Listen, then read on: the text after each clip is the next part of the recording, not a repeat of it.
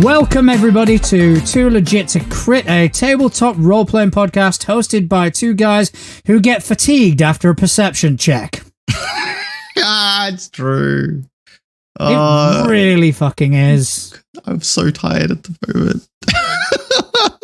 Have you ever had one of those days where you just kind of like you've been paying a lot of attention to shit and all of a sudden it's like I can't do it anymore. Yes. I'm old. Dude, that's the worst of all. Like, is those days where, like, because we'll have those days where, like, no, I'm still young, and then we'll go out and do stuff for a day, and then we get home, and we're like, oh no, I'm not. See, I don't even have the I'm still young days. It's like, no, I'm old. Do. No, I'm old. I still have them. Put me out on like an ice cap and push me out into sea. I'm done. That's it. You're done. It's a wrap. I mean, my midlife crisis is a podcast with a friend. Okay, yeah. We're gonna leave that one there. I mean, to be honest, it could be worse. It could be a ponytail and a motorbike. It could be a lot worse. I'd much rather a podcast with a friend. My name is John Santana. I am still Justin. And still Justin, how have you still been this week? I've been good, man. I've got a week off of work coming up this week. So a lovely week of sitting right here, actually, playing video games and writing stuff. Because I started something a while back that I kind of want to finish. So I'll tell you more about it later, but it's something I started and I kind of want to finish it. And there's going to be a lot of crafty stuff to go with it. So it's a really big project, but when it's finished, it's going to be so cool. Yeah, that sounds good. Speaking of video games, I spent money today. What did you buy? I bought Half-Life. There's a Half-Life bundle on Steam. Oh. £5 something, and you get Half-Life 1, Half-Life 2. You get Half-Life 2 Episode 1, Episode 2. Oh, dude. Half-Life Blue, whatever the fuck that is. Yeah. And there's like 7 games, and it's like £5. It's like, I need this in my life. That's what the old orange box was. You got all those games in literally an orange box. You got like a big cardboard orange box with all of those games on a disc.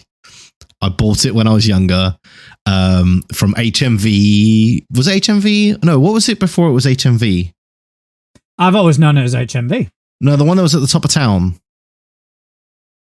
There was a HMV at the top of town. No, but before it was an HMV, it was something else. That was before. It's where the bank is now. That would before I graced this city with my presence. Somebody get in the comments or on the Facebook page and tell me what it was, because I knew it as HMV, and now it is. Yeah, no, it was something before it was HMV. But yeah, I bought it from there back when that was a thing on disc. Back when we still had functional CD drives on our PCs. I mean, I had the orange box as well. I just can't remember it having like the whatever the blue fucking game is. Yeah, I think that was Opposing Forces. I think it was. I don't know. I mean, I can't even remember. It was a lot of fun. Having Episode 2 either. Yeah, I think it was Half-Life 1, Half-Life 2, Portal, Team Fortress. But yes, I've got them, and I will be forever wanting to play them because that is me in video games. I mean, so as somebody who has been playing Counter-Strike since Counter-Strike was born, which obviously is a mod of original Half-Life, it's going to be a very surprising thing to a lot of people who know me quite well that I have never played Portal.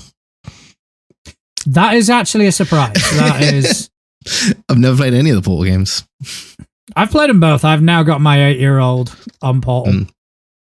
Yeah, good times. He's running through it, kind of going, I don't want to listen to GLaDOS. I went, no, you shouldn't. You're doing well. You have learned your lesson. GLaDOS is telling me to go this way. I don't want to go this way. It's like, good. Go the other way. Go the other way. Don't listen to GLaDOS. GLaDOS is a psychopath. See, there is one robot from video games, though, that I would absolutely love to have in my life, and that is Claptrap from Borderlands. I wouldn't have a clue. That has gone straight over my head. He is you in robot form. He is the most sarcastic little robot you will ever meet, and I love it. I'm here for it. I like him already.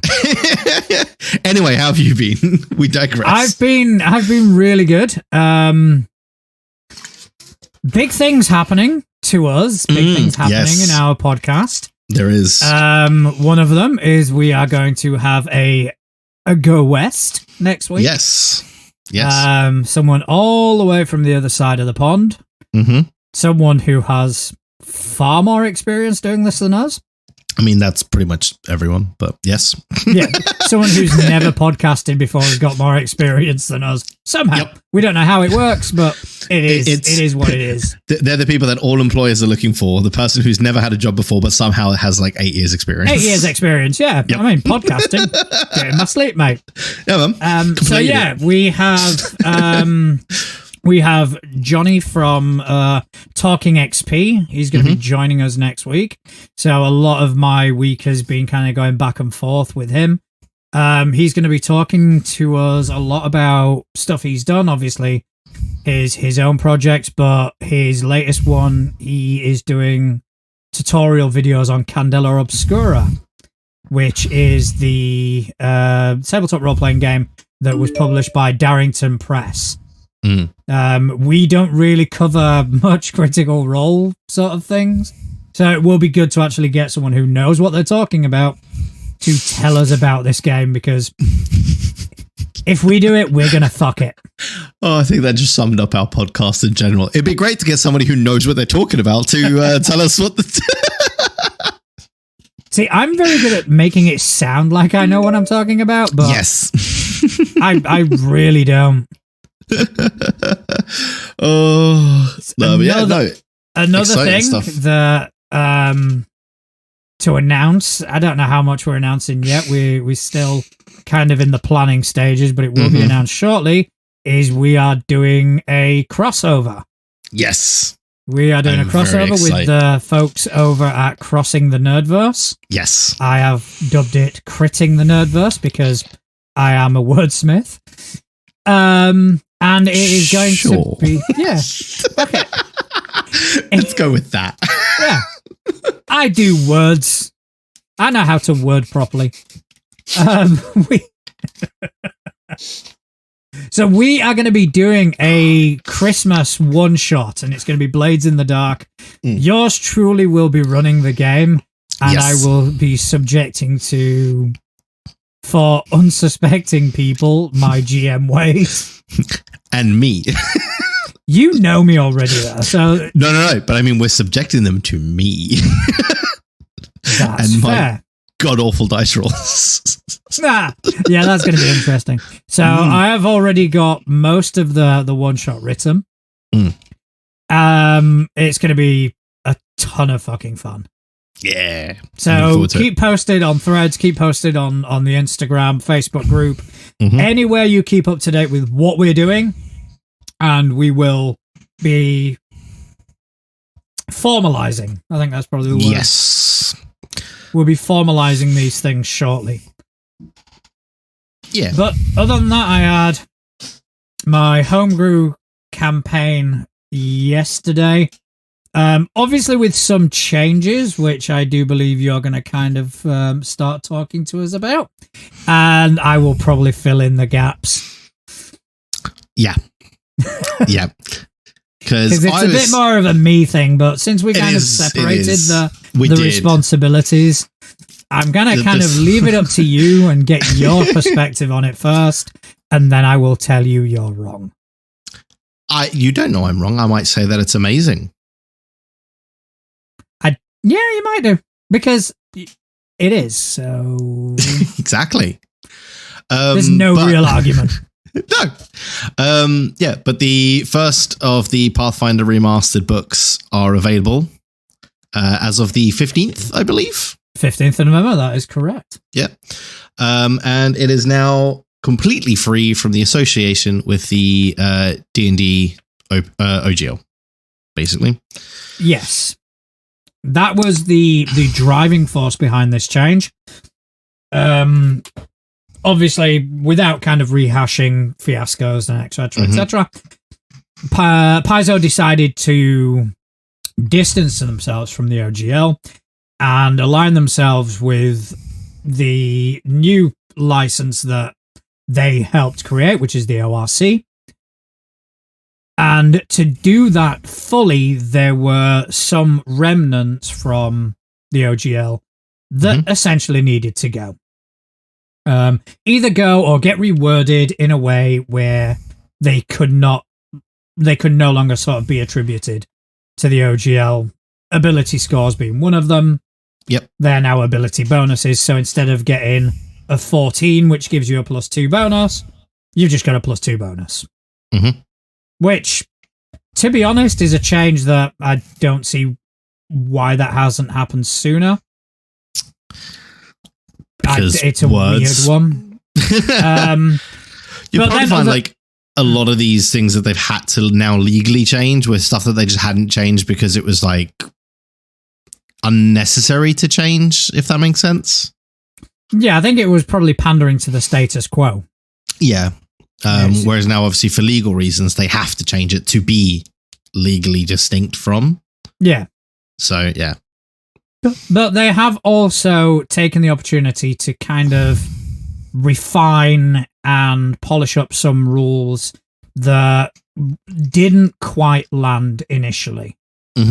And things like disarm, stuff like that people weren't too happy with when second edition came out, and we just kind of lived with it for a few years. So it was, well, while we're doing this, let's kind of revamp and let's fix stuff, reintroduce the product. We'll reintroduce it in a different way, where we keep in GM sort of stuff one side, player stuff on the other side. And there are some positive changes. Some of them I wish they'd have changed, but they haven't. So the whole hero point thing, I like the idea behind it. I don't like the execution, and I think that should have been one of the first things to get changed. I mean, I've just highlighted something in the change document, which I know is something you were probably just about to mention, but officially, the concept of alignment has been removed. That is...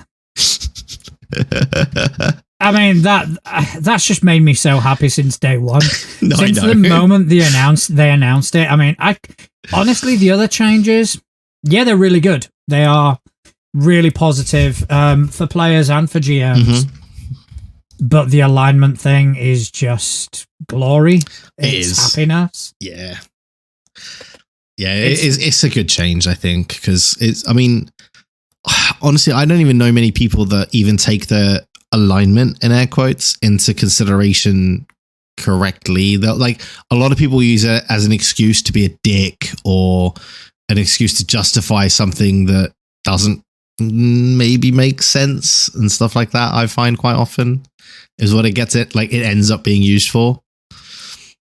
I mean, first of all, the alignment system itself is open to massive amounts of interpretation. There are plenty of arguments online about it, and we're not going to really go into these things now. No. We've done it before. But it is also very much open to interpretation as to what a particular alignment is. And it does, and I've always found that people who stick to alignment, they are kind of cutting themselves off from a certain amount of freedom. Yeah. It's like, well, I really want to do this, but because I'm a lawful good character, really can't. Yeah. And it's like, yeah, but lawful good, and they have to do these sort of moral acrobatics to be able to justify a certain action. It's fucking ridiculous. And yeah, I hope that alignment got buried in a mass grave. It does not deserve just all of the alignments got piled into one hole. Yeah, all of the alignments. They didn't even fill the hole properly. Nah, took a bit of dirt on the fucking things and let's go. Let's call it a day. We don't even want to grow shit here. Fuck that. Just cement over it and build a toilet. So yeah, alignment was one of the things. There was something that caused panic though. Mm-hmm. Right, so death and dying. Yes. Right, the sort bread of and butter of me playing a game. Yes. Yeah, so you would, if you were to play second edition, you would have to learn these rules pretty well. Mm-hmm. So the way it works is if you go down to 0, you become unconscious, you get a dying value. Okay. All right, dying goes from 1 to 4. If you hit 4, you die. You dead. Right?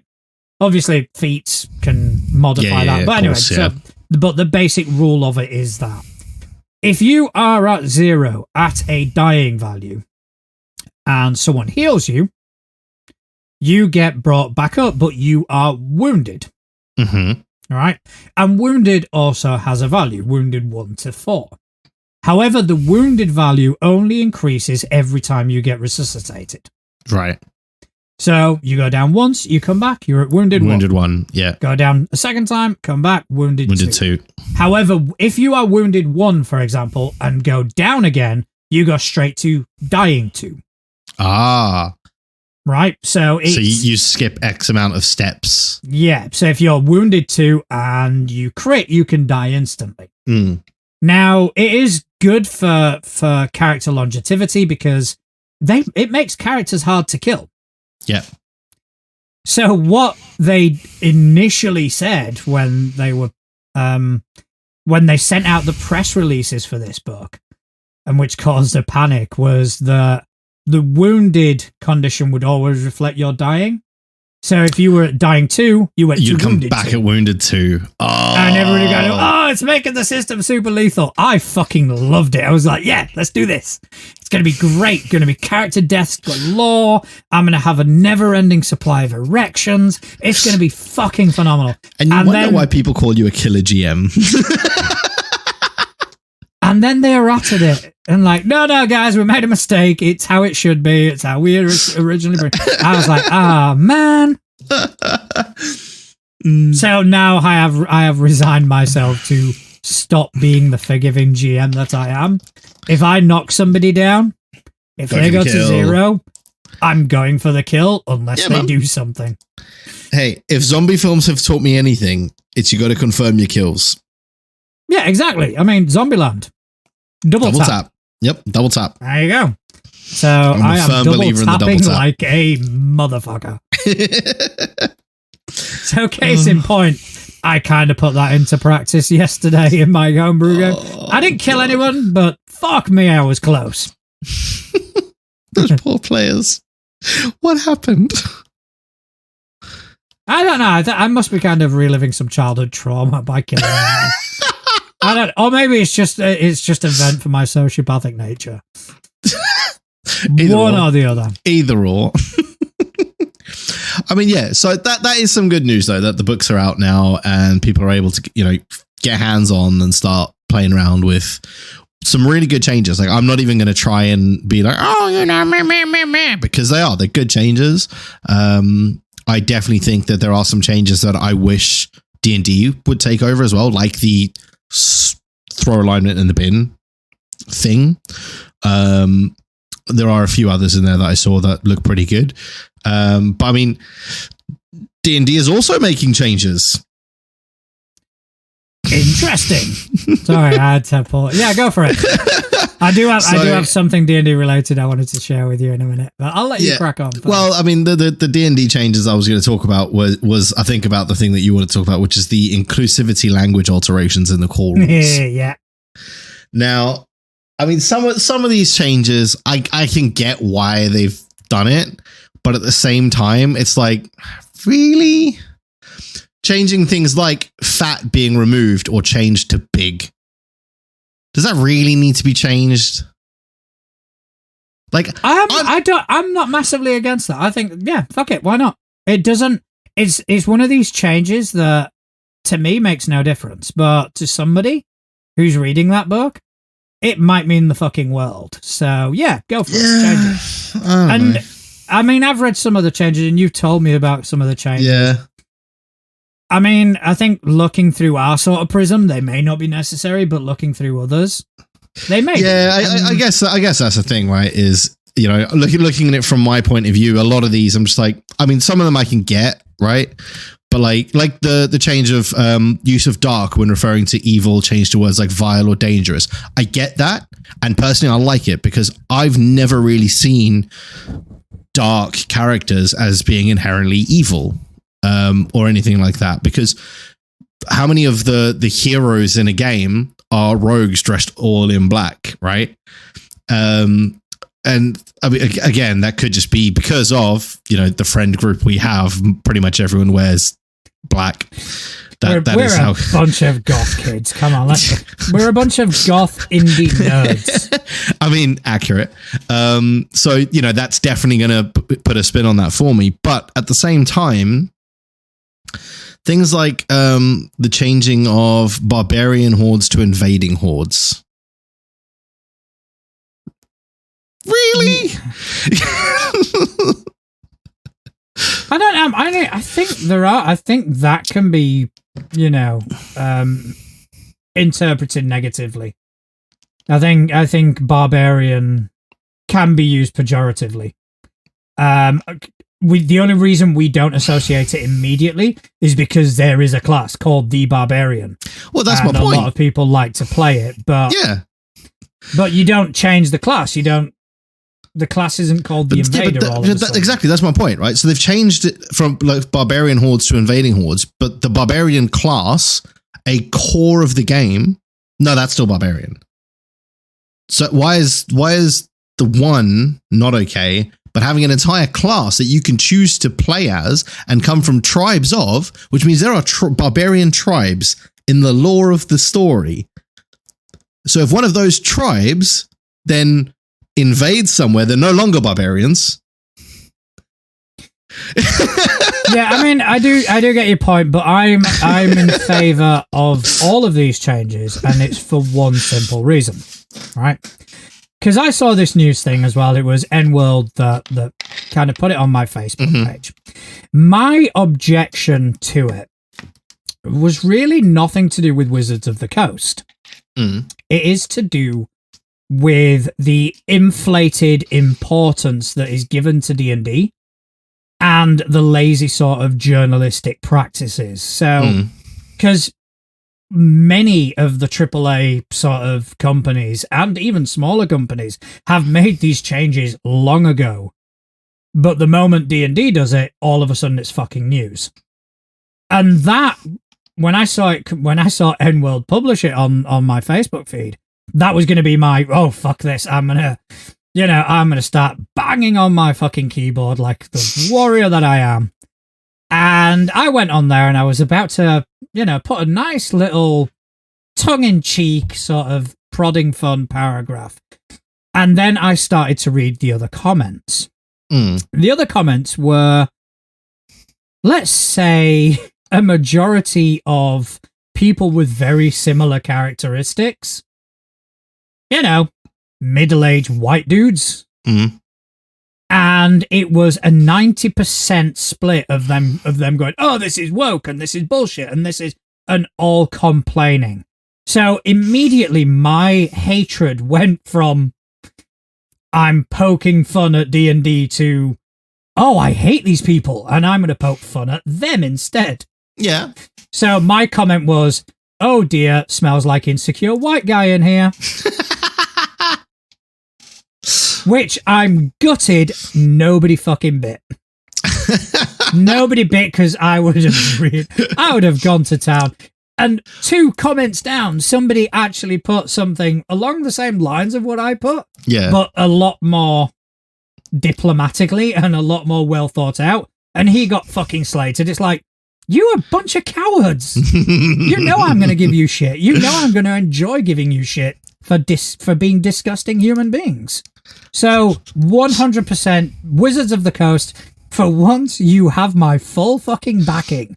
Change any words you like, because the more it pisses these pricks off, the funnier it is for me. Oh, I agree, right? Like there are some things that I'm absolutely fine with them changing. But some of these, like I'm just reading through, like there's on a link on the story, there's a bunch of where they've put like the original with the new version, like side by side. So, like, for example, you can expect to fight savage orcs, ferocious wolves, giants, and that's where it cuts off. They've changed it to, you can expect to fight ruthless bandits. So orcs can't be ruthless anymore? Okay, so my question to you is, do any of these changes offend you in any way?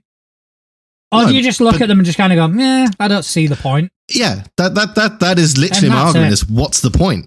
Well, that's it. That's it. Move on. You know, and the thing is, you are able to do that because I know that. Oh, yeah. And I know your sort of moral values. You are able to do that. What gets me is you've got these pricks. Oh, yeah. I'm like, they're doing it for a completely different. My only objection is I don't see the point in the changes. Their objections are they're dickheads. Yeah, I mean, and I'm being quite civil, to be honest, because I could, they are disgusting human beings. They are. They should be ashamed of themselves. Yes, and the fact that this has pissed them off. Yeah, Wizards of the Coast. I call it Wizards/Witches of the Coast from now on. In fact, why specify the coast? Call it magical people of indeterminate locations. Because fuck those people. I think you're discriminating against non-magical folk. Okay, non-magical and magic. How about people? People of the place. People of the place. Stop calling it wizards, call it people of the place. And in brackets underneath, fuck you all.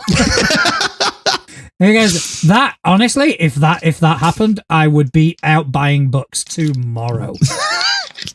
I mean, the issue is they haven't managed to keep themselves completely clean this week. Shocker. And okay, so both of these stories, they don't come from the D&D side of the business. They come from the Magic the Gathering side. So it's not normally something we would cover, but it relates to something that we covered in a recent D&D book. Now, a couple of weeks ago, we spoke about the D&D book where one of the freelance artists used AI to polish his artwork off, right? To finish it off. Which, to just slightly interject, I think was a bit worse than what we initially suspected. Yes. Some people have actually dissected that art and just kind of gone, there were weird hands fucking everywhere. Yeah. So, 2 stories have come out this week from the Magic the Gathering side of the business relating to the artwork. One is that they used AI art in the Tomb Raider Secret Lair advert for the advertising that they did, where they basically posted up a bunch of images. Everyone went into the comments on Twitter or X or whatever it is, and they said, that looks like AI art. They deleted the post and then re-released the advert later without those images.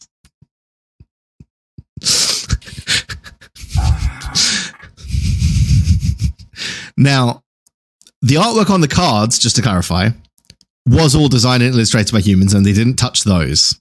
And a bunch of like Magic the Gathering players pointed out that the cards were fine. It was the images around the cards that were not. So basically, a bunch of very, very intelligent people were able to look at the artwork, and the AI manipulations, similar to what you were saying about people dissecting that other bit of art that we looked at. They've done the same with this and gone, the shadows are off, the shadows are inconsistent with this, and it's not how an actual artist would look at the scene. So it's AI art. And yeah, they deleted it and then posted it without, like literally same day, deleted it, replaced it. And then we're like, yeah, is different. And they have not made a statement on it yet. And how long ago did this come to light? That was, I've lost the date. Where is it?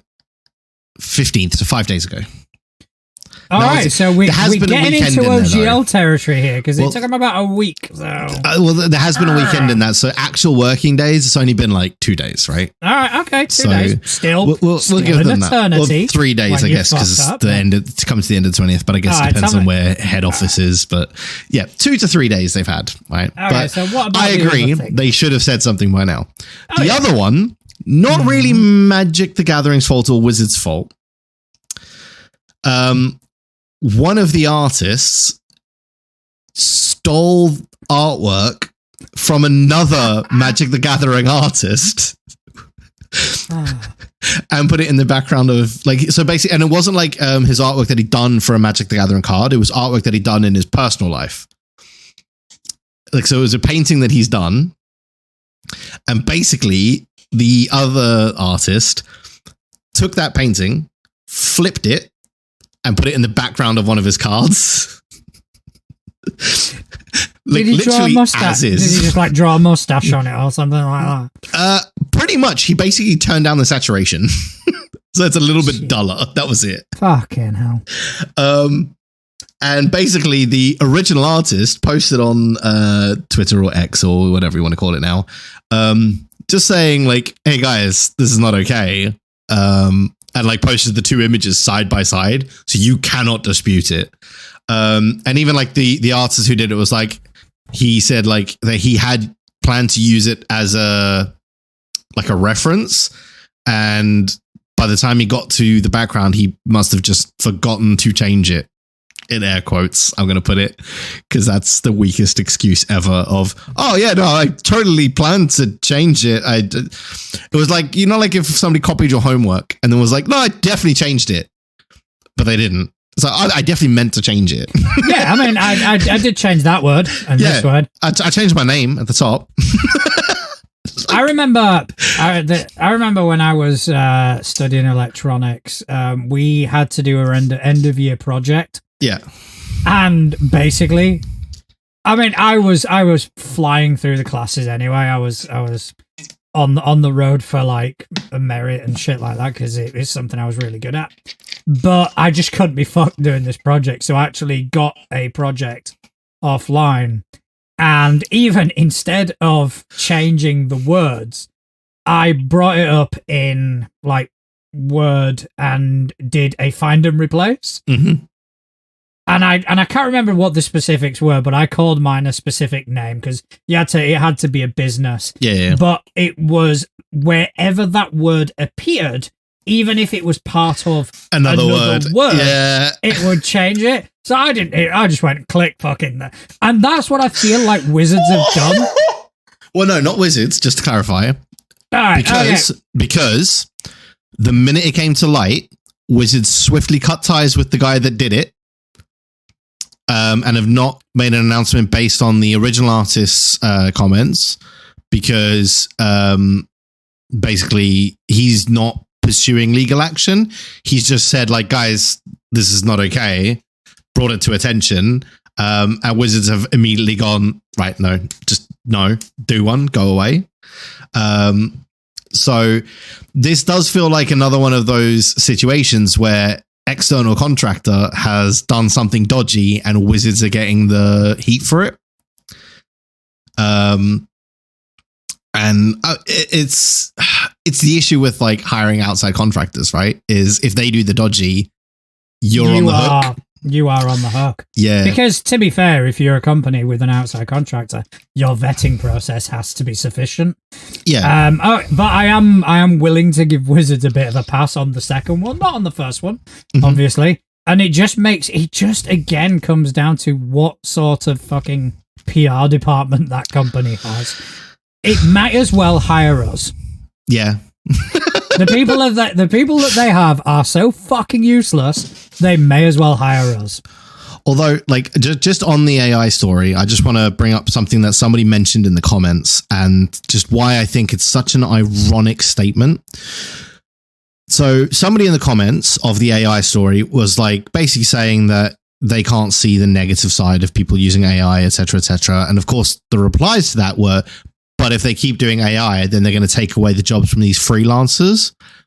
But it's the freelancers that keep getting Wizards in trouble. surely they would want to move away from the freelancers at this point.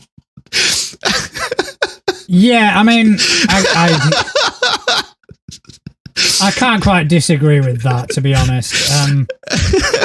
Because like that's the funny thing to me is like both times it's been freelancers that have put wizards in this shit, and people keep making the argument of, yeah, but if you use AI, you're going to take away the jobs from these poor freelancers.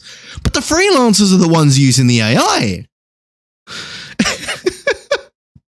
So all wizards would be doing if they did start using AI themselves would be cutting out the middleman. Yeah, I mean, it's a weird one because yes, it is freelancers, but then again, wizards should have a bit more of a robust vetting process involved. However, as in terms of what D&D have done or what wizards have done, this isn't on the worst side of the scale. Oh god, no. Yeah. But kind of, you have reminded me of a very interesting story that came about 10 days ago. We didn't really report on it last week, but it is really interesting. But the person that was kind of the spearhead of the whole OGL debacle, Yes. Lynn Kodega, right? 10 days ago, she was laid off from IO9 Gizmodo as part of a 23-person editorial restructuring.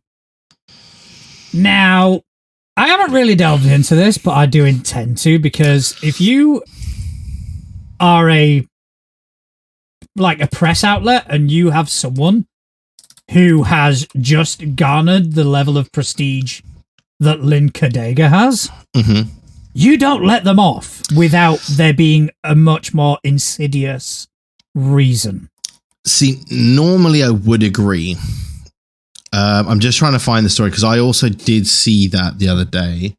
And there was a reason I didn't really want to not bring it up, but because in the initial story where she talks about it, she says it's not the first time that she's been laid off like this.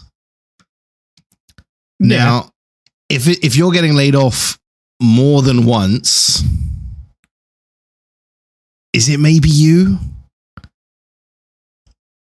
I don't know. Because I mean, like you say, it like especially with like the levels of story she was breaking, they're not going to lay you off unless there's good reason. And to be laid off multiple times, there's got to be something. Maybe I mean, don't get me wrong, stories are great, but perhaps there's something behind the scenes. Obviously, we're not privy to that. I think 100% there's something behind the scenes. However, I'm more kind of inclined to believe the disenfranchised as to believe the large corporation. Yeah. That's kind of the way I always lean. Normally I would. I think for me it was the fact that she says that it's not the first time she's been laid off like this. Means that so two big corporations have decided you're not for us. That's not the corporation at that point. That's you. No, I don't know, because it was part of a restructuring. I think that maybe she probably pissed somebody off, and knowing someone like Lynn Kodega, she probably pissed off someone who didn't want to be pissed off, and you know, because the amount of stories that she's broken, not just the OGL stuff. I think there was stuff with what's that tabletop making company? Fuck, I've forgotten. There was something really insidious about them as well that she uncovered. So, but you know, I hope she lands on it, and she fucking will. You know, if only we had the money to hire somebody. Yeah, I don't think we'd have the money to afford someone like that. No, I've got kids to put through university yet. But yeah, so I don't have any more news. I don't know about yourself. No, I am all out of news stories. There was not much news this week. There's a lot of board game and card game related stuff, but not much in our space. All right, well, there are some things that kind of carrying on from last week in the segment that we still do not have a name for. I don't know. I'm struggling now. We will think of something. We will. Any suggestions as well? Feel free. Oh yeah. Let's open it up. If you've got a suggestion for this new sort of community-driven segment, then fucking bring it to us. So the first one was brought to my attention by 1 second. Once Trello decides to catch up, by M. Alan Hall on Threads. And he posted that he has a family-friendly system that he wants to kind of bring to PAX Unplugged. Ooh. And it is called Sprinkles is Missing. All right. That's and amazing. There are a few things that I fucking love about this off the bat. One is the design of the book itself. Yes. So the design of the... So I'll start with the description, then I'll explain the design of the book, because it is going to make more sense. Yeah. So the tagline is looking for the perfect tabletop role-playing game for family game night. Want to spark a love of TTRPGs with a fun and creative game? Venture into an enchanted forest as a student at Arbor Haven Magical Elementary School in Sprinkles is Missing. And the book cover is a locker. Mm-hmm. And it's Sprinkles is Missing, and there's a picture of a unicorn just stuck to this locker. Yep. And I think it is fucking fantastic. It looks amazing. And honestly, I saw that book cover and I'm very tempted to get it because that it combines two things that are massive in my household right now. Tabletop role-playing games and rolling dice, as you experienced with my little one the other day, rolling dice with Daddy. Buddy. Yeah, playing dice with Daddy's friends is one of her favorite things to do, and she's been talking about it nonstop for ages. No. I'm her friend. Yeah. Fuck those other guys. No, she was talking about you the other night. Literally last night, she was talking about you, but we'll get to that later. And unicorns, because unicorns are big in my house right now because she is 3. I've got a 5-year-old girl. That is not going to end. I'm well aware. So I think this is like perfect for her because she already loves rolling dice and playing dice and stuff, as she likes to call it. And this is going to combine like those two loves together for her, and that's awesome. It is. It sounds phenomenal. It's an all ages tabletop role playing game. The GM, which is the principal. Yep. Love that. That's the other thing I love about this. Mm-hmm. Guides the players, who are the students, on an adventure through the forest as they search for their school's missing mascot. The game, it's a procedurally generated point crawl using statless, classed characters, a creative magic system, and a simple D6 dice pool resolution mechanic. It sounds amazing for kids. It does. And honestly, even for parents, it's not bad because I was just looking, I clicked on the buy the book button. It's $25. You get a 68-page full color book. It's an A5 book, so it's not going to take up a ton of space as well. And you get a bookmark for that, which has like a rules reference sheet on the bookmark, which is really cool. So yeah, I'm going to be adding to cart. There is something, and I'm trying to find it, where the principal is the GM, essentially. The principal is a very powerful character in the game. So when any of the players or the player characters, the students, suffer a certain level of harm, the principal will interject and rescue them. There is no death, there is no harm, there is no... I like that. That is not something that this game deals with. And I think that is phenomenal. And I wouldn't mind actually getting that for my daughter as well. Yeah.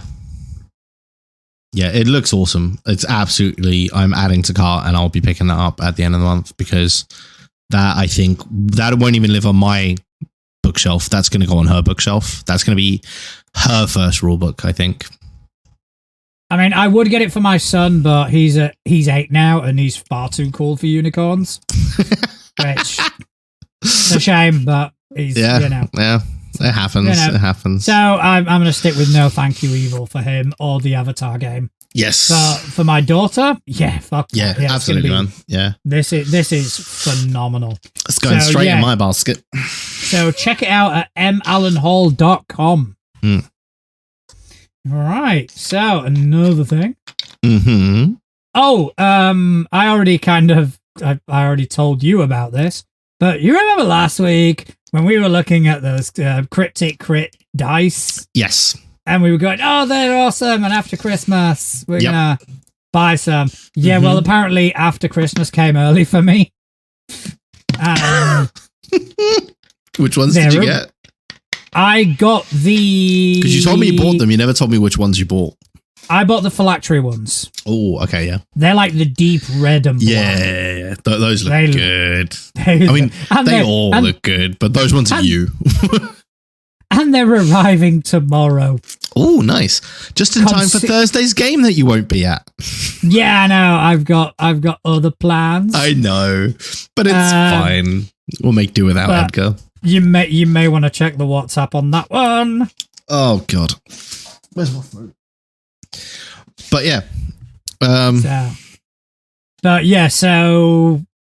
looking for... So, but by the way, that's a quick fucking turnaround.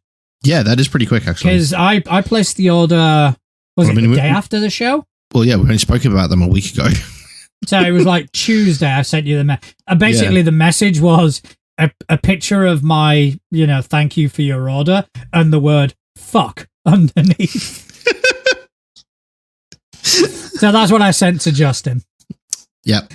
And that was less than a week ago. So less than a week to get from the States to here. That's not bad, man. That's really not bad. Yeah. That's pretty good going. That is a 20 quid delivery well spent. Yeah. All right. So the next thing I'm going to bring up is by Cascade Crisis. Mm-hmm. Trello is very slow today. It's fine for me. Unforgivably slow. It's working fine for me. Might be my connection. But, okay, Cascade Crisis do bespoke custom minis. Interesting. You can fill out a... I'm just going down to the portfolio now. Yeah. Just checking out some of these minis. But there is an actual commission form. There's a commission form, yeah. So you can actually create your own minis and get your own bespoke STL file. So just like in relation to the story from earlier, the second bullet point on their commission request form is no AI image generation is involved in any part of my process. Now, all work is human, made by me, a human. Now, see, I feel like they're clarifying too much of the human there. That's exactly what an AI would say. Exactly, yeah. You're failing the Turing test here, my guy. Do you think this is Skynet? Skynet has become aware and is doing. It's like I'm definitely not. But no, like in all seriousness, that is good to know though, because like the last thing you want, especially like with the way AIR is being viewed in the space, the last thing you want is to be using it, because then you are just opening yourself up to issues in the long run. So that is good that they don't. But I mean, I'm just having really good, man. They do look really good. Yeah, I mean, I'm liking the. Well, I can only call them street sharks because that's what they look like. Yeah, I really like them. They look awesome, and like as somebody who's looked at a lot of STLs, as you know, they are really, really good quality STLs. Like these are the kind of stuff that I could whack in my printer and print out very, very good models quickly. Like it would not take me much to get these models to print nicely. And I'm not even very good with my 3D printer. Like so yeah, it's really good. Have you scrolled down to see some of the painted ones? Even better, I've gone into their My Mini Factory account where you can buy some of the stuff that they've made before. So like the Ice Beasts or the Goblins or the Gomlocks, which look a bit like Goblin Murlocs, which is an awesome thing, and I kind of want to buy those. No, they look really, really cool. No, I've seen the ultimate villain, and I kind of want to buy this and then build a campaign around him. Where the fuck are you? Is my mini factory? Is that where you're looking? Yep, Mr. Frogworth Witherstool. He is a proper dapper, gentlemanly gangster toad. Oh, I'm seeing it now. Right? That's it. Like that was if you would run Blades in the Dark and Wind of the Willows. Yes. That would be fucking amazing. Yeah. So that's I might be purchasing that later. But yeah, these minis are awesome. Like, they are really, really good quality sculpts. They've got decent detail on them. Like, they've got enough detail. And this is something that I see with minis as well quite often, is they'll put too much detail in the sculpts because that's not going to come out in the print. And these have just the right level of detail that they're a really detailed model, but they're not going to have print issues where you're going to lose that detail. Yeah. So these are really, really good. I like these, and I am definitely going to be adding some of these to my folder of things to print. Yeah, I mean, the like, I've just brought one up now, Rigby Higby, the human fighter. Yeah. 28 mils, 32 mils, and display size. $3.75. Yeah. You can't, I mean, I don't really deal with STLs. I don't have a 3D printer because I'm not a fancy boy. But that's a really good price. Fucking good, yeah. That's a really good price. And some of the printed and painted ones as well. Now, obviously, the painting is going to come down to the individual, because if you can't paint as well as this, then they're not going to look that good when you've painted them. But the fact as well, looking at these prints, these weren't printed on a resin printer. These were printed on a filament printer, which is. So the difference is the level of detail that a filament printer can go to versus a resin printer. And even on a filament one, these look incredible. Yeah. So on a resin printer, these would be insane.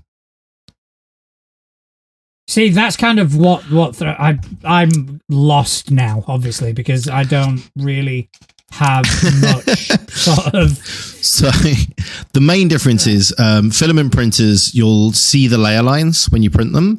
So, for example, if you go down to on the portfolio, right, and I know this isn't going to be that great for the people listening, but there's like a flying manta ray thing. Right, yeah. If you see the top, you can see those circles. Mm. That's the filament layers. Now, on a resin printer, that would all be smoothed out, which is going to give you a really good finish and an even better looking model. Right, okay. But yeah, these are fantastic models. No, I mean, they do look fantastic, but we do have to move on. Fine. I know. I kind of opened something there, but you opened a can of worms. It is castadecrisis.com. Definitely check it out. They're fantastic, especially if you've got 3D printers. Okay, so the next thing I want to take a look at is... where was it? Oh, I mean, seriously, Trello is going like absolute shit today. But I want to bring up, and I'm speaking slowly so that Trello catches up to me, a message from Garan93 on Threads. He makes 5e D&D character options, and he's got 2 little solo tabletop role-playing games published. So there are 2 links in there. There is the Drive-Thru RPG link, which this is where this dude's been fucking busy, because there is a lot. Yeah. There is a lot of 5e options. I mean, not as a 5e player myself, but I think there are a few 5e players out there, maybe. I don't know. But they would be definitely interested. Well, he's also done some Pathfinder OGL 2e stuff. What? There's a Combat Medic Rogue, which is Pathfinder OGL 2e. Oh, holy shit. Yeah, I've only seen that. Yep. Gargoyle Ancestry. Yeah. So he's done gargoyles for both 5e and Pathfinder 2e. Gargoyle Ancestry. So it looks like he's doing a little bit of both, which is pretty cool. I mean, predominantly 5e. 5e, yeah. But let's be honest, the Pathfinder 2e OGL's only really just been out in the world. Well, properly. I mean, the OGL, that's still quote unquote the old system. Yeah. It's still valid. It's still perfectly functional. So, yeah. But no, it looks really cool, though. I need to have a look at prices on these. I'm looking at the Combat Medic Rogue. I'm having a look at the Arachne lineage. It's a 5e thing, but is it Spider? Yes. All right. So they all pay what you want. That's amazing. That is awesome. Mean, obviously, and I'm gonna kind of if something is pay what you want, do pay something. Yeah, please support the people that are making it. I know you're not obliged to, but please do. people like Garan here, they put a lot of work into this. Yeah, stuff. And there is a lot of stuff here. And they do deserve at least to something. I know a lot of people can't afford it, but if you are able to, do support as much as possible. And the other thing he's done is Cathernaut. Yes. Cathernaut. I have no idea how to pronounce it. I don't know, but it looks awesome. But it is an entrance into an unknown void has been discovered. Your mission is to enter this place and explore it. You will be provided with all the tools you need to explore, stay safe, and return home. All you need to do is document your findings for study and subsequent expeditions. You have to explore alone. We cannot station anyone at the entrance to guide you back, and the equipment locked for the provided gear may malfunction to some extent. It is a single-player tabletop role-playing game. You are in the role of an explorer tasked with charting out the void, an endless shifting alien expanse of pitch-black space. There may be things in the void, from odd structures whose purpose is unknowable to creatures of indeterminate size and shape, to sounds and voices echoing from sources unseen. Fuck me, I'm excited right now. This just sounds, Cthulhu-esque. Yeah. Cathonaut, I do believe it would be then. Yeah. Because it is definitely Cthulhu-esque, but in the vast expanse of space. It looks so good. And it looks like, I was just reading like the character sheet, because he's got an example character sheet on there as well. It's a really cool, like straightforward character sheet as well. Like it's got that same kind of thing that we've got with like from Fabula, where your skills have like different dice sizes. So like D4, D6, D8, D10, and stuff like that. And so when you take like status effects, it changes the dice size and stuff like that to alter the rolls. And I like that from Fabula, and the fact that it's being used here as well, I like it. I can't fault it. It's a really cool idea. Yeah, I'm liking it. I'm just trying to see, because the whole dice size thing, I wonder if it is actually based on Breathless, which we were talking about the other day. By the way, the person who is behind Breathless, I'm just going to bring up the gentleman's name now.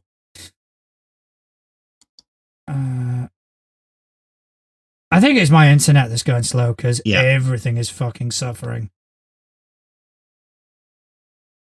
So on Threads, he is RPD Eshais, and he's René Pierre. He is a game designer at Fari RPGs. He's the guy that is behind Breathless, and he basically put it out to Threads and kind of went, does anybody want to playtest this? I said yes, and he has sent me a copy. So we're going to be playing Breathless at some point. Fantastic. I would say the zombie apocalypse one. I would say that it is based on it, because on the front cover it says this game is Breathless. Yes. Fuck you. I'm literally not saying that now. I just had to point it out. Patronizing prick. Yes. You say that like it's new information. No, it's really not. But no, that looks awesome. And like, I mean, the level of the stuff that he's got there just looks so good. And the fact that it's like pay what you want as well is just so cool, because it just shows that they're doing it for the community, not to like line their pocket, right? Because just to clarify, I don't believe it is pay what you want. Because in order to download this game, you must purchase it at or above the minimum price. So technically it is, but there is a minimum. Yeah. So. But what I mean is, like, let's be honest, for something like that, you could easily charge 20, 25 and people would buy it. Yeah.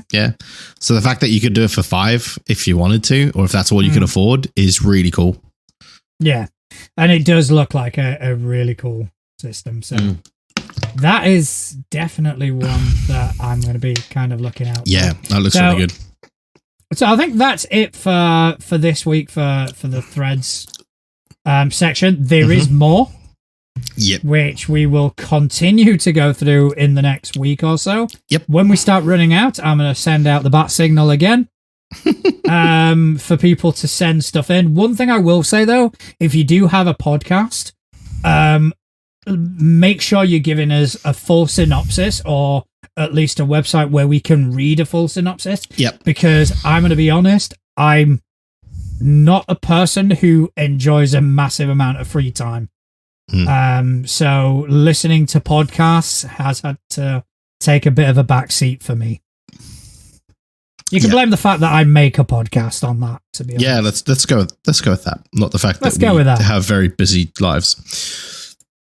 But yeah, so if you do want to submit a podcast, by all means, go for it. We will help and we will kind of announce it. But we do need more this is our podcast. Yeah, as much info as possible.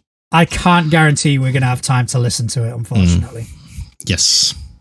But do you want to take a little wander over to the couch? I think we shall. Do you have any questions? I have 2 questions. I have more questions. Damn it. Yeah, I beat you today. You're letting me down, guys. So yeah, I've got 2 questions from the same person. I've got 1, 2, 3, 4 questions from 2 people. But they are regulars, what can I say? Yeah. We love our regulars. We do. All right, do you want to roll? I did enjoy rolling for it last week. Well, you've got a lot more questions than me. Yeah, but that just means I'm going to go twice regardless. True, so we need to figure out who's going first. All right, go on then. Let's roll them. All right. Have you got dice today, or am I? No, you're rolling both. Am I fronting you a set of dice? Yeah, because mine are the other side of the room. I've literally got a box of dice next to me. Yeah, well, you've seen my living room. The end I play dice at is the other end of where my PC is. So.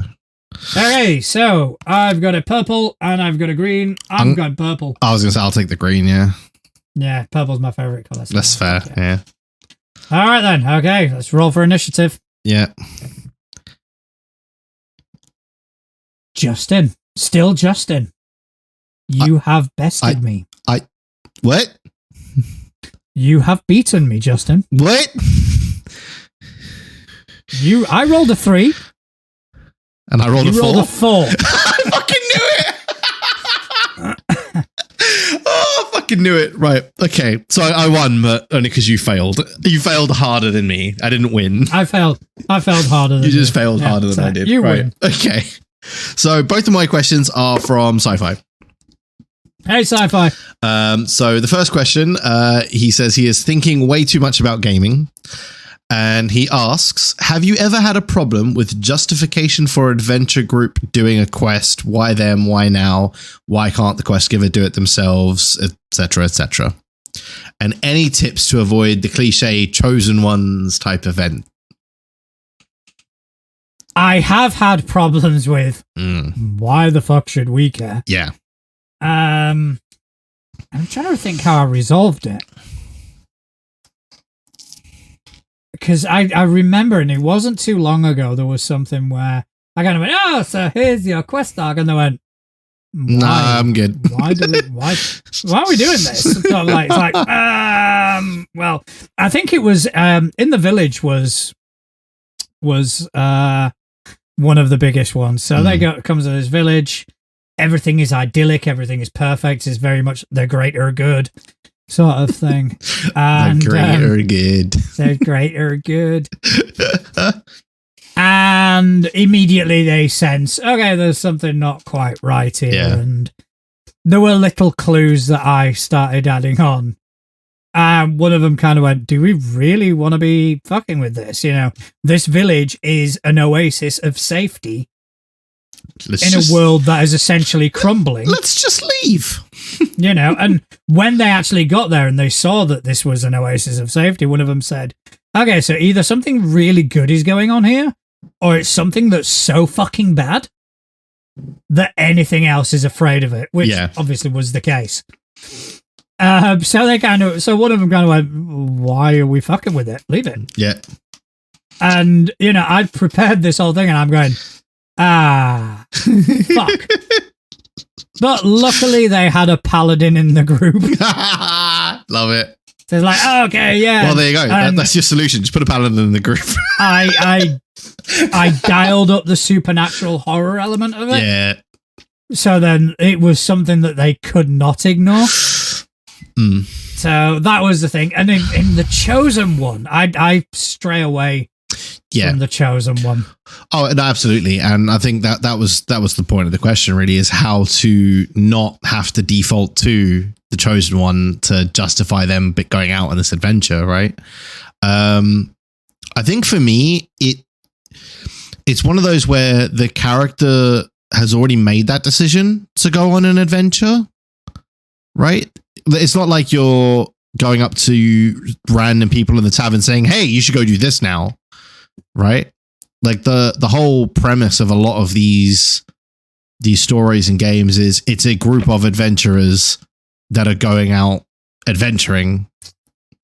So they've already kind of made that justification for the adventure in their own backstory. You're just giving them that adventure. Now, what you have to do is make that adventure enticing enough that they go, that's the adventure I want to do. I mean, kind of speaking to that point, in the Abomination Vaults game, I do have a player whose character has, on more than one occasion, approached the mayor and kind of gone, can we get help with this sort of thing? You know, because we're going into this place. This is fucking dangerous. Our companions are dying. You know, can we get help? And my argument to that as the mayor was, I'm sorry. Did you not choose to become an adventurer? Was that not your profession of choice? Should I just go get the baker to come along and help you? Well, yeah, it kind of reminds me of that line from 300, you know, when he's like, we thought you would at least bring as many soldiers as us. And then he goes like through all of them going like, what's your profession? He's like, well, I'm a potter and all that. And then he goes like to the Spartans like, and Spartans, what is your profession? And they do the big chant thing. I'm not going to do it, but you know the chant. Please I mean, do. No, because that would become a soundbite. It's not happening because I'm not making that soundbite for you. I do need a soundbite. It's not happening. We need think of the listeners. It's not happening. Think of the boost to our audience that we will. No. It would be the opposite of a boost, but I think it would be a boost. I mean, if you take your shirt off as well, that's just going to be for me. But it kind of like it is that whole vibe, right? Is this group of people have made that decision that is what they are going to be doing. It's not up to the town guard because the town guard have other things to do, and it's part of that whole fleshing out of the world. Like the town guard aren't just sitting around eating donuts, right? Or whatever the fantasy equivalent of donuts is. Maybe they are, who knows? But they're going to have other things to do, like the gang activity in the city that they're trying to keep under control. The other things that are trying to attack the city, like the bandits or the goblins or the, I don't know, pick your poison, right? And what they're doing is they are hiring contractors, which is the party, to deal with this problem. Yeah. No, I do agree 100% that you know, an adventurer, that's what they chose their job, to do yeah. for fucking it's living. their job. You know, they're welcome to fuck off and retire. It's literally their job. That would be my advice. It's like, it's your job.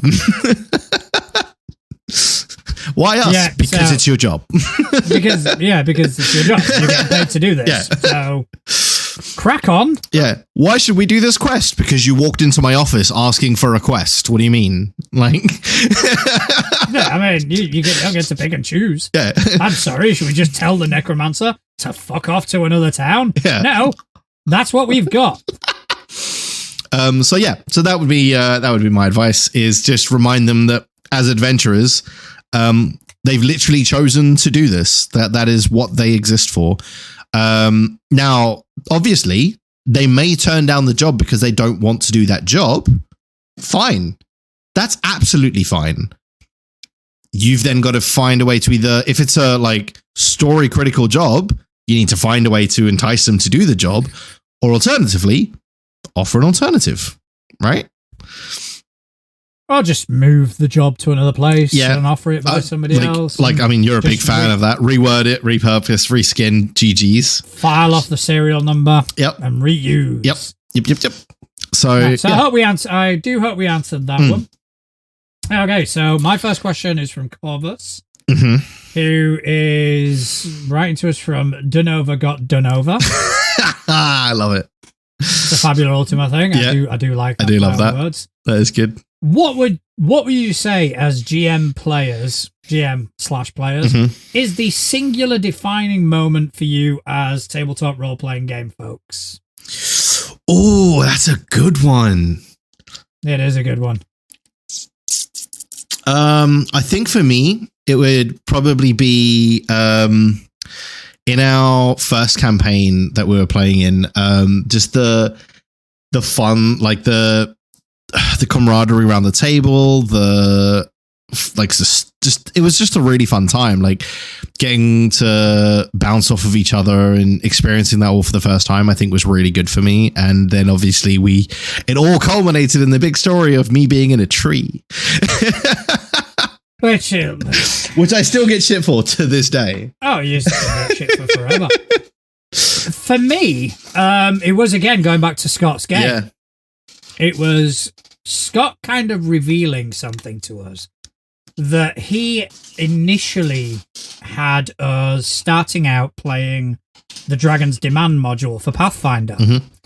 And due to decisions, most likely dumb fucking decisions, I don't know what you're talking about. We made, that's how his homebrew started. And he went, oh no, yeah, this is what I wanted to do, but because you did A, B, and C, left turn, this is what we're doing instead. And that was what I kind of went when I went, oh, wait a minute. So we don't have constraints. And it was like, no, narratively, no, you don't. It's, you role play a character. You make your decisions based on what you would do as said character. Yeah.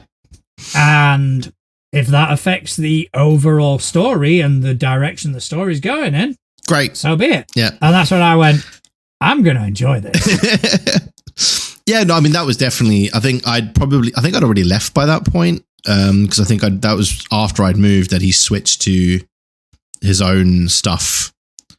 No. Was it not? We only did Dragon's Demand like 2 sessions. Oh, really? That's how quickly we fucking went off the rails. Steve, man, it was all Steve's fault. Yeah, I blame Steve. Fucking skeleton. But yeah, that was I think Scott's game. There you go. That's Scott. Scott is our defining moment in this whole hobby. That's weird to say, but it is. And to be honest, I've said as much to him on this very show. Yeah, we've said it numerous times on the show as well, and I think it was because Scott gave every single one of us at that table exactly what we needed from the hobby to kind of go, oh, I can get into this. Because every single person that was at that table still plays to this day. Yeah. Every single one of us. Yeah, to some degree. I think some of us more. Yeah. I think me probably most out of all of us. Yeah, you definitely play more than most of us. I dick around with character builds more than any of us.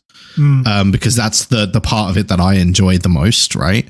And yeah, it's just we all kind of found our niche in this hobby because Scott went, yeah, go for it. Yeah, do what you want. And, you know, like I'm gonna kind of bounce off you, and that's the sort of GM that Scott is, and that's Scott's comfort zone. Exactly, well. yeah. And I think that was the big thing for us, because at no point did any of us have someone going, no, you can't do that. Unless it was like wildly out of the rules. Yeah. Unless it was something dumb, which was probably done by my character. But yeah, so hopefully that answers that one. Right. So do you want me to do a second question? You go with the second one, and then I'll do one, and then you do your last two. Yeah, I think that works. All right, so the second one from me is from Couch.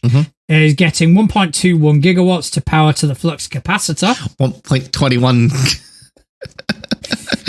I know this may sound weird, but would you consider doing a challenge run? I know this is mainly a video game thing, but seeing stories of the insert class here only party make me think, what run would you like to be a part of in an AP? Oh, interesting. I've got one.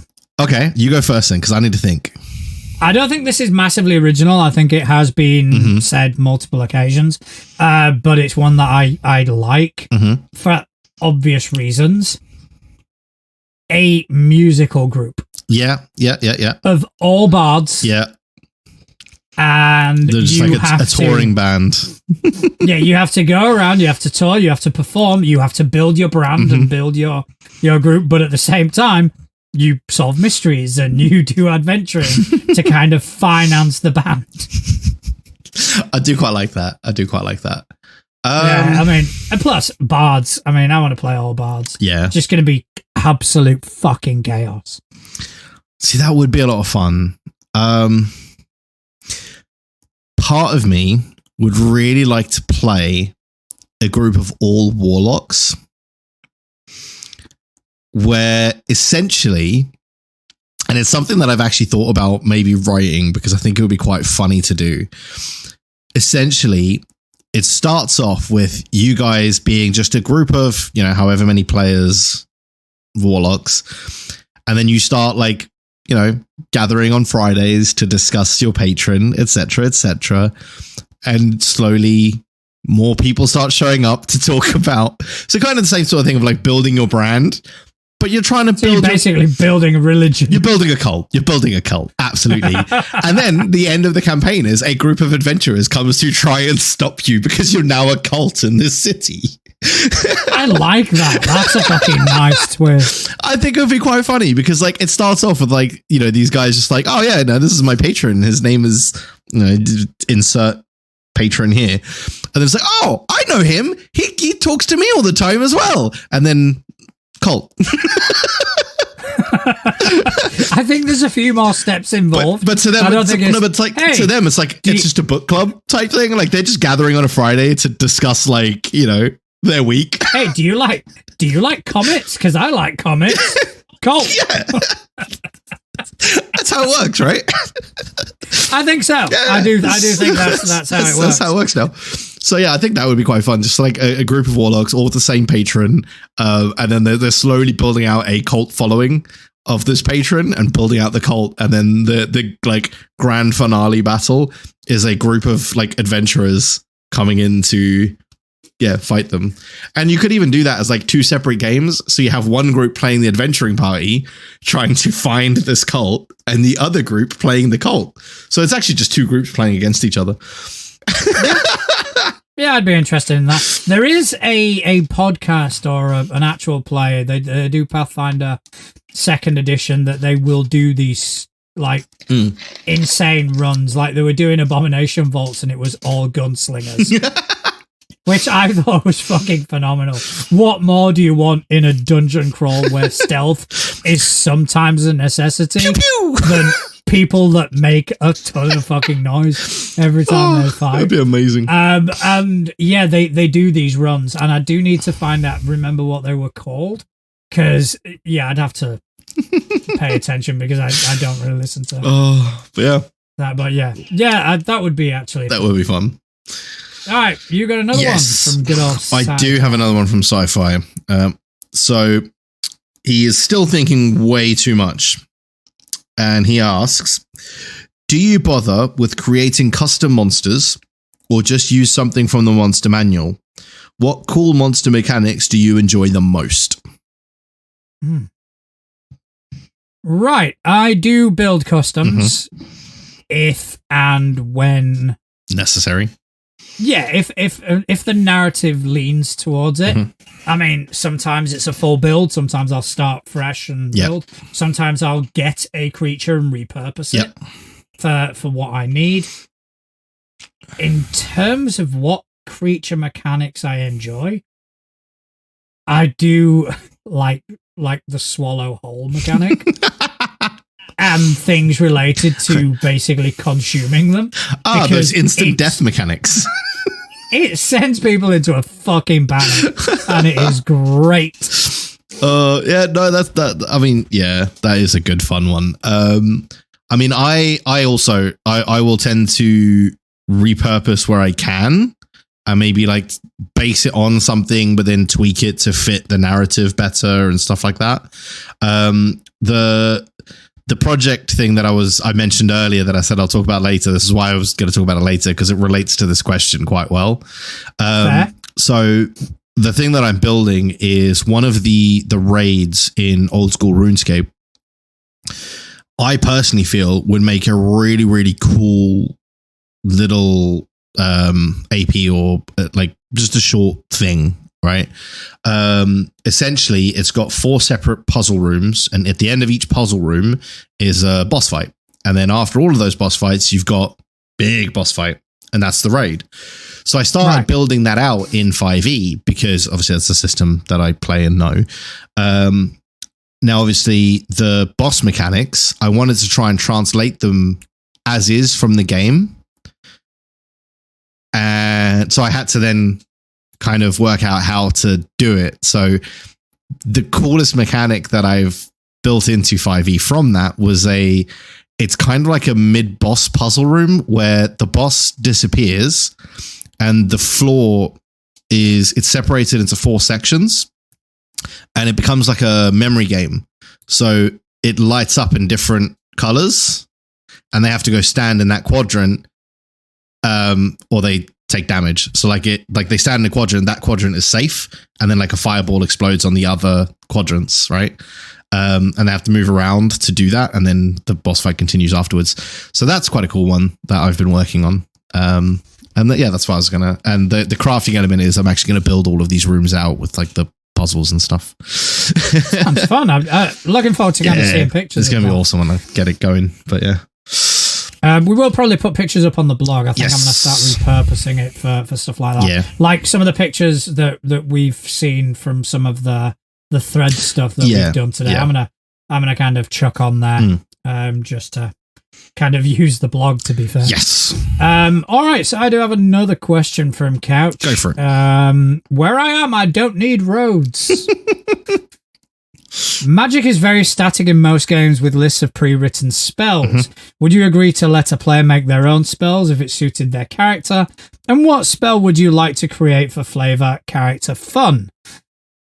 Simple question. Nope. See, I both would and wouldn't, because the issue is the minute you start allowing homebrew into a game from the players, you're opening a very, very slippery slope to chaos, right? Yeah. That's the reason. But I would be very intrigued to see what they came up with, because, as you well know, I love me the math. So I'd want to see it just to like see what they came up with and like look at it, and it could be quite interesting and quite fun. But would I let them use it in a game? Probably not, because then you've got that whole thing of, is it fair to the other players at the table? Because they're not going to have these really cool things. And so probably wouldn't allow it at the table, but I definitely want to see it. Yeah, I mean, I'd encourage the build, if that makes any sense. But yeah, it would have to go through some massively heavily vetting sort of processes. Yeah. Some serious heavy vetting. that in order to just I love a bit of heavy vetting when you're a teenager. Yeah, good old heavy vetting. But Good old heavy vetting over the clothes stuff. It's great. But yeah, there would have to be a lot of that involved for me to kind of go, you know what, I'm going to allow that. I mean, even third-party stuff, I'd be kind of, let me take a look. Yeah. For Pathfinder 2nd Edition, it wouldn't be too difficult because because you like the math, and the math in that system is fucking tight. So it would be a lot easier to make something balanced. Yeah. But then again, the list of spells that are already existing, if you can't find something that it's pretty close. that is pretty close, then you're not looking hard enough, to be fair. Because I mean, that's the thing as well. Like, there's always the possibility to reflavor a spell.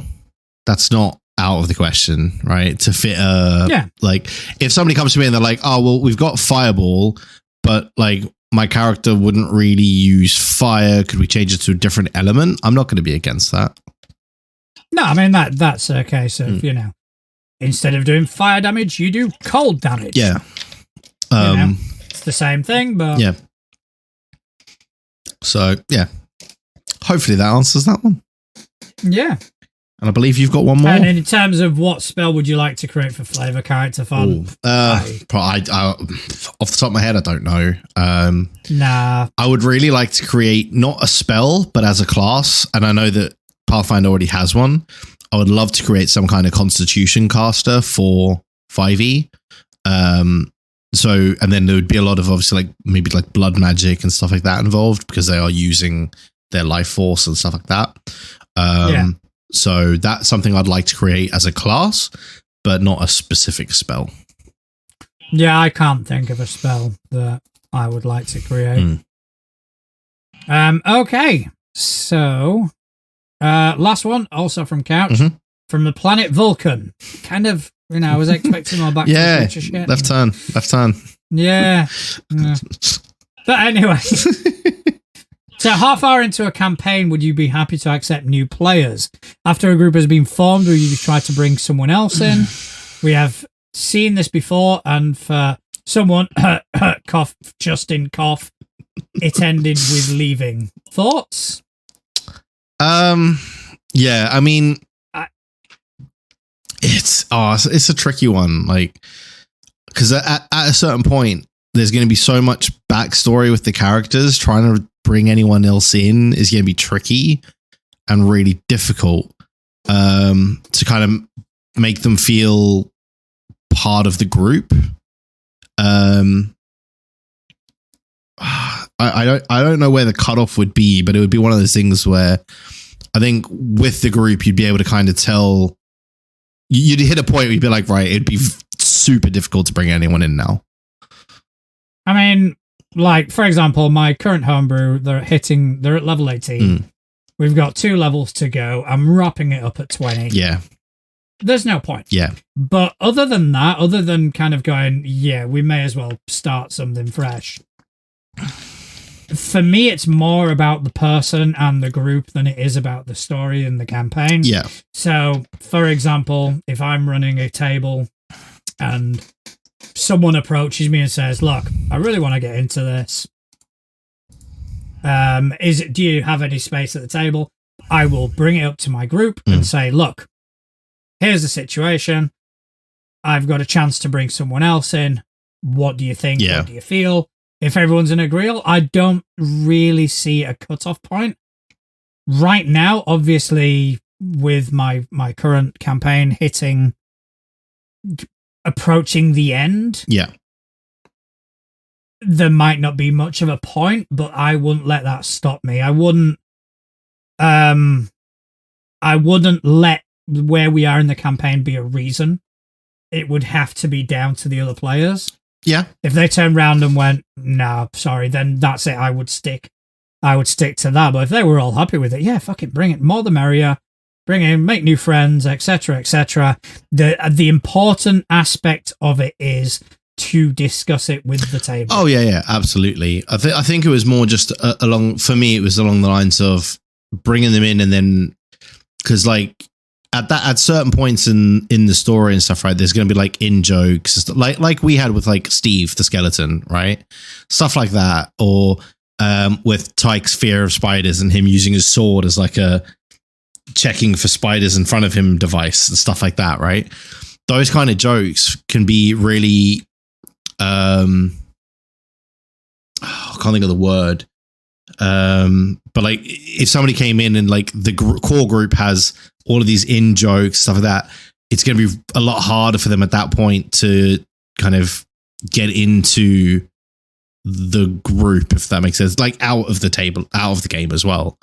And I think that would be my concern with bringing someone in past a certain point, is a lot of those in jokes and funny stuff that's happened to the group, it could make that player feel left out unintentionally. But I mean, that is something that you would also have to consider as well. Exactly. And yeah. the player would have to consider. Yeah, just kind of absolutely. Go, look, yeah. you're walking into an established paradigm. Yeah. I can't promise that you were immediately going to fit in. Yeah. And sometimes they won't. But it's just a case of, I'd definitely be interested in opening my group up to more players. Yeah, but I think we're both in agreement that the only real hard cut-off would be as you're wrapping up the campaign. Yeah. Anything prior to that, it would be down to the individual, the group, etc. Because, for example, if like the player that wants to join already knows and gets on with and is part of the same friend group as everyone that's there, then you're not going to have that problem, right? Because they're going to fit in with the group anyway. So they're not going to feel that left out element that if it was a complete stranger that wanted to join, like, for example, if they knew you, but they didn't know anyone else in the group, it's going to be a lot harder for them to join in later in a campaign than if they already knew everyone in the group and like went out drinking with them on a Saturday or whatever, right? So that's something else to consider as well. Right. Well, I think that answers that. Mm-hmm.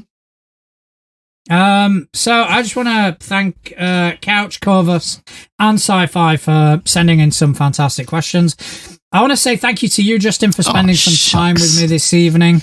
It's always good to see your beautiful face. Why are you lying? It is. You're gorgeous. If you're out there and you like what you hear, then please don't hesitate to share us. Rate, review, anything you can. Let's boost this community. Justin, do you want to tell people where they can kind of find you on the internet? Absolutely. So I'm pretty much online everywhere at Justin Accurate TV. You can also find me over on Twitch. I play video games there every once in a while. Same name over there. And obviously on the Facebook page as well. Yes, we do have a Facebook page, which you're welcome to join and come and hang out. We also have a Threads account. We have an Instagram account. We have a TikTok account. Threads is where we're kind of finding that the community is a lot more thriving, and we are absolutely loving it there. I'm kind of really fucking am. So that is probably a good place to grab hold of us. As for me myself, you can find me at dice.camp as @natural1. And most importantly, I want to thank everybody who's taken time out of their busy day to listen to two idiots waffle on about tabletop role-playing games. Thank you very much. Good night. See you later, everyone.